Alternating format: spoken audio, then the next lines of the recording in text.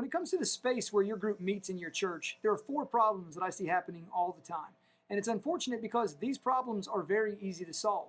So in this video, I want to share with you what those 4 problems are and also give you some simple solutions for how to solve them. First, the room is too big.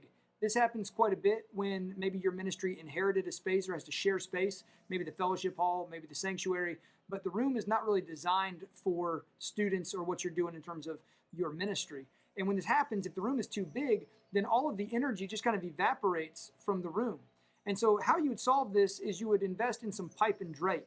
It's basically some big, heavy curtains that allow you to shrink the room. And when you shrink the room, you're able to contain and harness the energy and direct it where you want it to go. Also, you can create zones, maybe like a cafe or a refreshment zone, a check-in space, a resource area, a hangout space. When you break up the room, it doesn't feel quite so big. The next problem is that the room is just too bright. So this happens when you've got some overhead lighting that you leave on all the time. Those overhead lights are typically commercial grade, bright fluorescent lights. So when you leave them on all the time, it feels like a classroom or it feels like a dentist office. And so what you really want to do is you want to turn those overhead lights off and create some alternative lighting sources, whether those are LED strip lights or some uplighting from the floor or some lamps that you're able to turn on. Basically, you want to be able to turn the overhead lights off and rely on other more dimmable lighting sources if the room is too bright. Third problem I see happening all the time is that the room is too busy. There's just too much happening. There's too much on the walls. There's too much spaced out in the floor. There's just too much. So how you want to solve this is you pull everything out of the room if it's possible, and then you clear out the clutter. Then you reimagine and refresh the space. So the only things now that you're going to bring into that space are things that now belong, and don't bring in too much because you're trying to clear out the clutter and get rid of some of that busyness. The counter problem to that, or the opposite problem to that, is the 4th one, and that's that the room is too boring.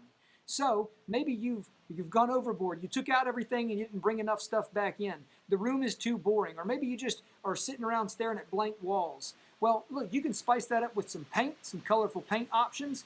Also, you can add some things happening on the screens. You can add a cafe, play some music, add some high-top tables or some games. Ultimately, you want to give students something to be involved with while they're there so that, again, it's not too big, it's not too bright, it's not too busy, and it's not too boring. 4 problems that I see all the time, 4 very quick solutions for you to implement, possibly even this week in your ministry.